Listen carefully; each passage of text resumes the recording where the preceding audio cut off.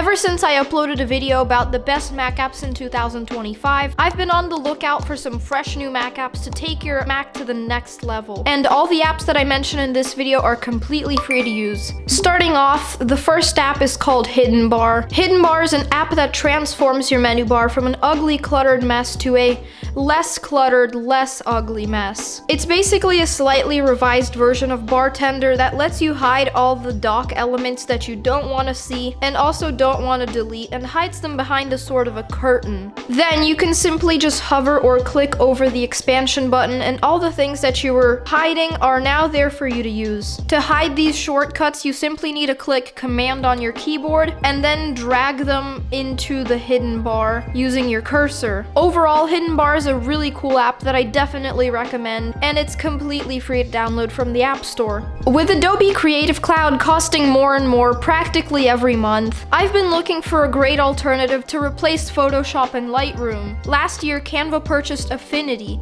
a very powerful photo editing suite, and they made it completely free to use. For those of us who use Photoshop, it does take a bit of getting used to the shortcuts and how some of the tools like the object selection tools are oriented, but after you get used to it and kind of dabble with it, it actually becomes really nice to use. I also like that it has different workspaces like Vector, Pixel, Layout, and AI. It basically does everything that Photoshop does, but the only thing is that you do have to pay for Canva Pro to get the AI features. Raycast is a great, completely free app that takes your Mac productivity to the next level. In Raycast, you can set a key combination that toggles it, such as Command Spacebar or Option Spacebar, or really whatever you choose. And it's pretty much a way more powerful Spotlight search, which lets you search for apps, files, and even open features in some applications like pausing and playing music in Spotify or opening Chrome tabs. Another great alternative is Alfred. It pretty much does the same thing as Raycast, but in a more simple and clean interface. But it still lets you search for apps,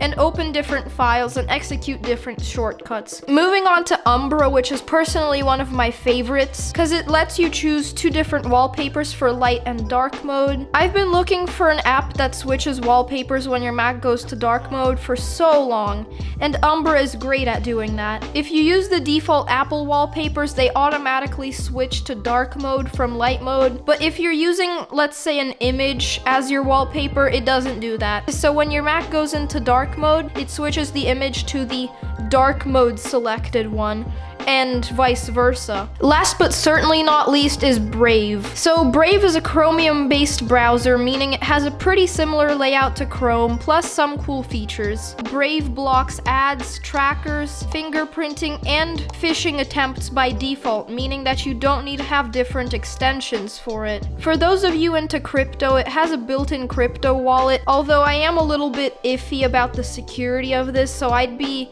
cautious when using it. And that pretty much replaces something like Rabby Wallet or MetaMask. On the topic of browser extensions, you can pretty much use all of your favorite Chrome extensions and pretty much just migrate into Brave because it's a Chromium-based browser and has pretty much the same layout. So yeah, this was a pretty rapid-fire video. I hope you enjoyed it, and I'll catch you in the next one.